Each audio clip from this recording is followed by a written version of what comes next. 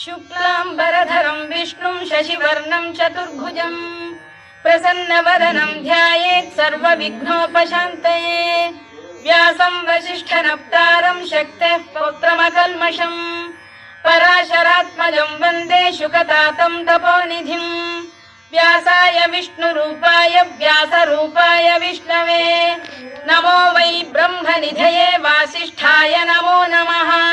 अविकाराय शुद्धाय नित्याय परमात्मने सदैकरूपरूपाय विष्णवे सर्वजिष्णवे।